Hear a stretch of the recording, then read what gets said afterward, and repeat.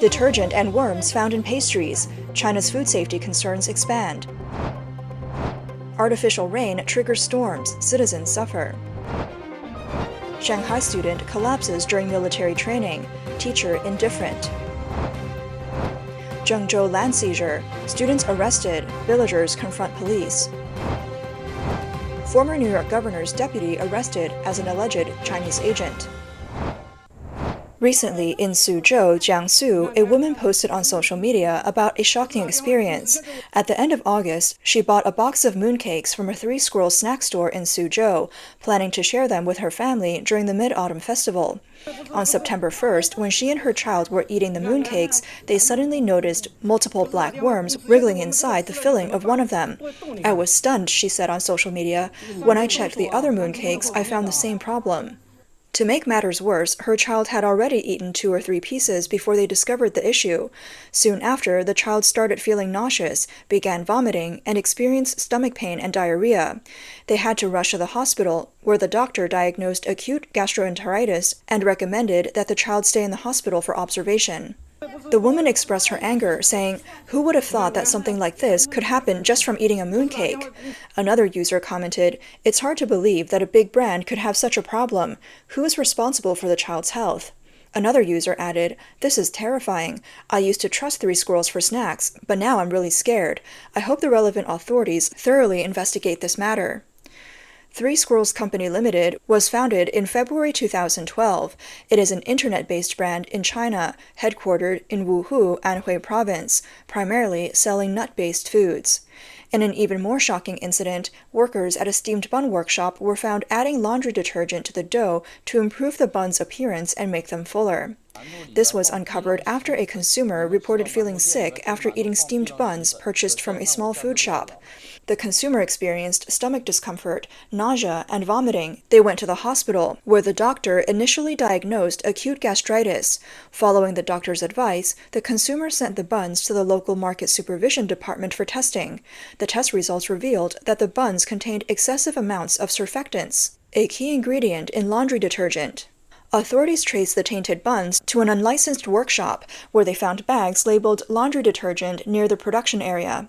During the investigation, the workshop owner admitted to adding a small amount of detergent to the dough to make the buns look whiter, fluffier, and less likely to collapse during production. The owners explained, "At first, I didn't want to do it, but after seeing others get good results, I followed suit." He confessed that he didn't know that laundry detergent could cause harm to the human body, only that it made the buns look and taste better. Food safety experts warn that laundry detergent contains harmful chemicals like phosphates and sodium sulfate, which can severely damage the digestive system and liver and kidney functions. Consuming food with laundry detergent over a long period of time could lead to chronic gastritis, enteritis, and even liver and kidney failure. Some low-quality detergents might also contain heavy metals and fluorescent whitening agents, which could accumulate in the body over time and increase the risk of cancer.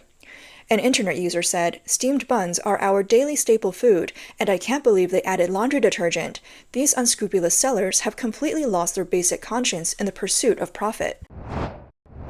Chongqing, Sichuan province, has been enduring persistent high temperatures. To alleviate the intense heat, on the afternoon of September 2nd through the early hours of the next day, Chongqing authorities conducted artificial rain operations in 17 districts, including Qianjiang and Shapingba. They fired 158 high-altitude shells, 37 rockets, and burned 24 smoke sticks. However, instead of cooling down the temperature, this led to a man-made disaster, with strong winds and heavy rain causing chaos. Many large trees were uprooted or snapped, vehicles were damaged, gas stations were toppled, and numerous outdoor billboards were blown away, leaving a mess everywhere. Some residents even complained that it felt even hotter afterward. According to the meteorological station, winds of over force 8 were recorded in 20 districts that day. Chongqing authorities faced backlash as the news on September 2nd was about using artificial rain to combat the heat, but by September 3rd, the news has shifted to widespread disaster in Chongqing, with emergency rescue operations underway. Some netizens sarcastically commented that while the high temperatures weren't brought down, everything else was, causing trouble for the people. Others joked, "Congratulations to Chongqing on possessing the country's first batch of weather weapons, with such a successful first strike." How could one city make such a big mess? The people of Chongqing are no longer hot, they're completely chilled to the bone. In a widely shared video, a resident's electric wires were snapped by the strong winds during the artificial rain operation, and their only means of cooling off, the outdoor air conditioning unit, was blown away. Windows were shattered, turning their basic 200 yuan a month rental room into an open-air mansion in an instant. One Chongqing netizen also lamented that after already feeling the pain of a 900 yuan electricity bill last month, this artificial rain blew away their electric scooter worth over 3,000 yuan. Another video showed the floor-to-ceiling window of a 16th-floor apartment being shaken violently by the wind. A corner of the window was torn open, and as the opening grew larger, the entire window was suddenly ripped away by the wind, as if opening a can. This all took place in less than 10 minutes. The female homeowner was heard exclaiming, "Our window!" In the post, she tried to comfort herself by saying, "A sudden gust of wind blew away the entire window on the 16th floor. Thanks to the artificial rain, I discovered the shoddy construction a day earlier." Netizens were quick to criticize, saying, "Some places suffer natural disasters. Chongqing suffers man-made disasters." After the heavy rain and strong winds, local residents reported that the artificial rain failed. It felt even hotter, and the city looked like a scene from the end of the world.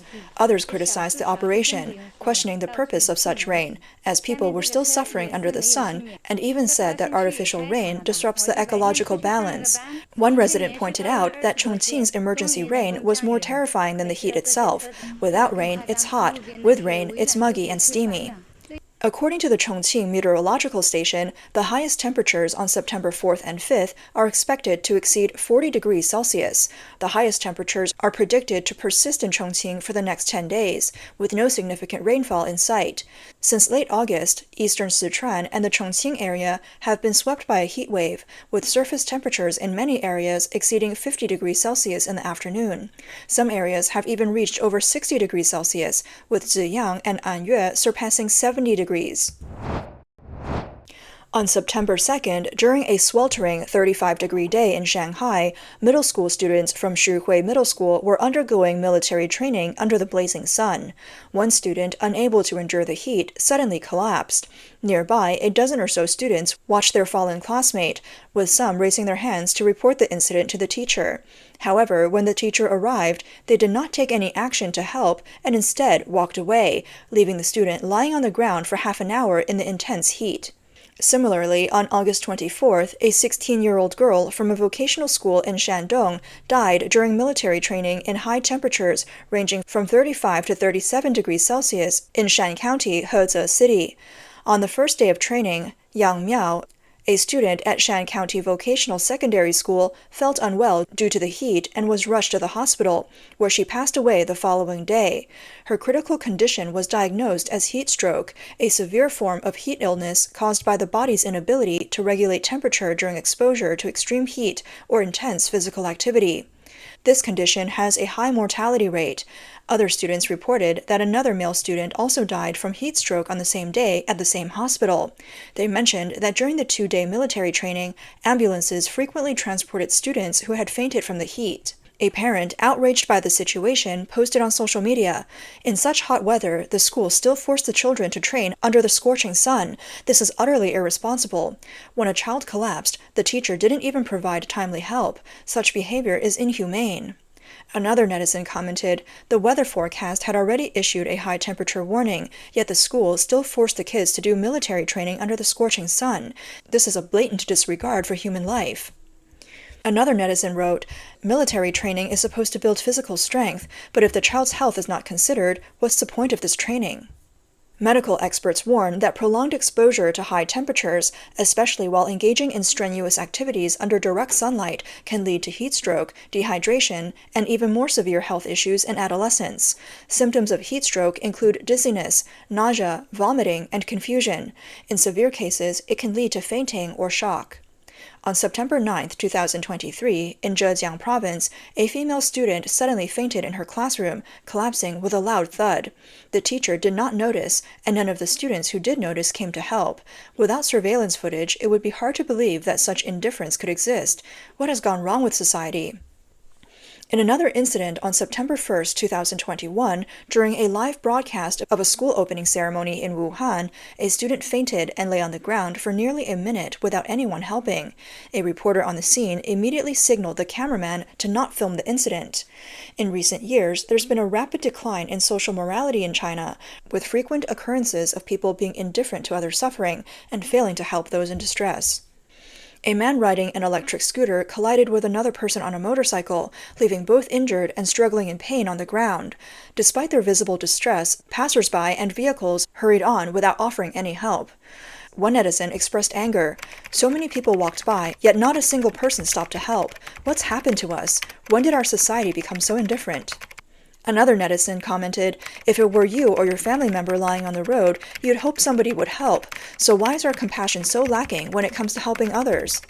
Another netizen remarked, "Humans should care for one another. To see someone in need and just walk away is a sign of society's regression."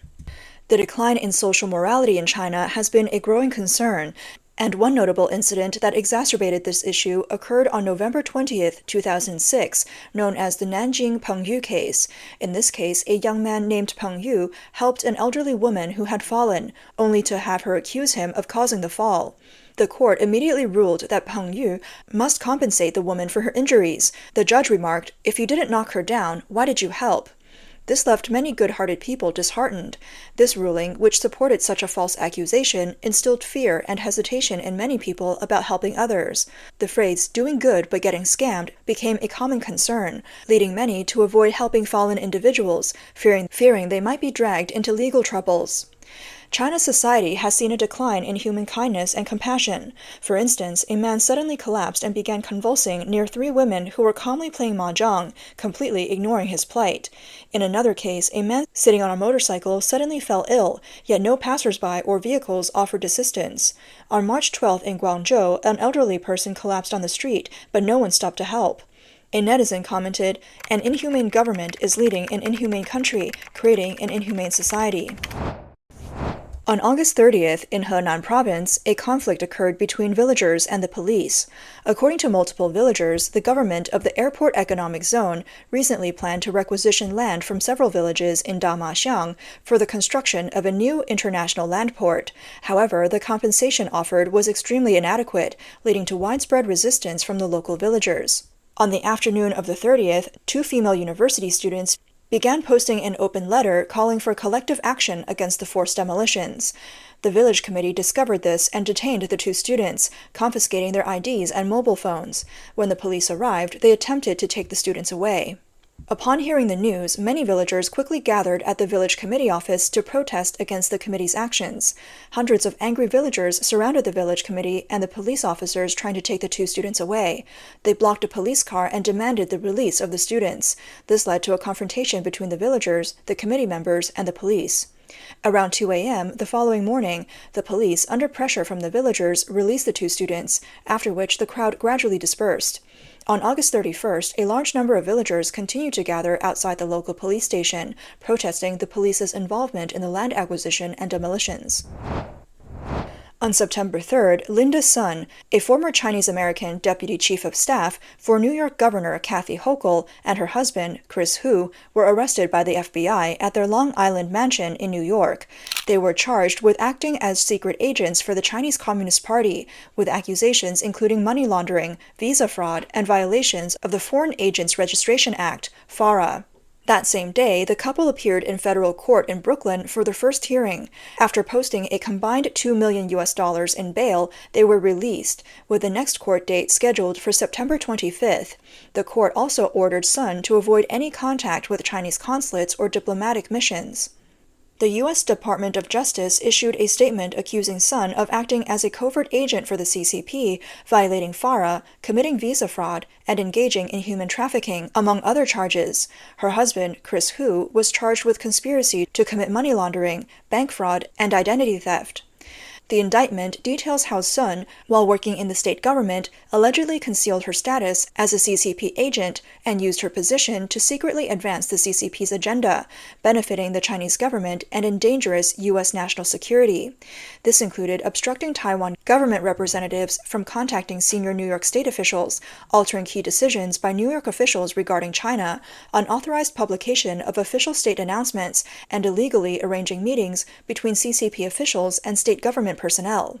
During their time as agents, Sun and Hu allegedly received substantial financial benefits, including kickbacks, facilitation of multi-million-dollar deals in China for Chris Hu, travel perks, event tickets, employment arrangements for relatives, and even the delivery of roast duck from a CCP official's private chef to Sun's parents. The couple allegedly laundered these ill-gotten gains, using the funds to purchase luxury homes and cars in the U.S., including their $3.6 million mansion in Manhasset, Long Island, a $1.9 million condo in Honolulu, Hawaii, and various luxury vehicles, including a 2024 Ferrari. The indictment also claims that Hu opened bank accounts in relatives' names to facilitate illegal money laundering. On the same day as the arrests, a spokesperson for Governor Kathy Hochul, Avi Small, released a statement indicating that after discovering evidence of Sun's misconduct, the state government terminated her employment contract in March of the previous year and immediately reported the matter to law enforcement. The state has since cooperated with authorities in their investigation. In July 2023, after being dismissed from her position, Linda Sun reportedly continued to attend events organized by Chinese consulates, falsely claiming to be the Deputy Commissioner of Labor of New York State. She also participated in protests against the visit of the Taiwanese president to the United States. According to her LinkedIn profile, the 40-year-old holds a bachelor's degree in political science from Barnard College and a master's degree in education from Columbia University. Over the past 15 years, she has held various positions within the New York State government. Her roles included serving as Chief of Staff to former State Assemblywoman Grace Meng, followed by a position in former Governor Andrew Cuomo's administration, primarily acting as a community liaison for Queens and the local Asian community. After Kathy Hochul became governor in September 2021, Sun was appointed Deputy Chief of Staff, and in November 22, she transitioned to the role of Deputy Commissioner of Labor, a position she held for 5 months before leaving the state government. Her 41-year-old husband, Chris Hu, operates a luxury wine estate in Flushing, Queens, and has founded multiple businesses over the past decade, including Medical Supplies USA, LLC, during the early stages of the COVID-19 pandemic. This incident has attracted widespread attention, especially against the backdrop of strained U.S.-China relations. Earlier this year, at the end of February, Winnie Greco, the director of Asian Affairs for the New York City's mayor's office, had her Bronx residence searched by the FBI. However, Greco was not accused of any wrongdoing in these investigations.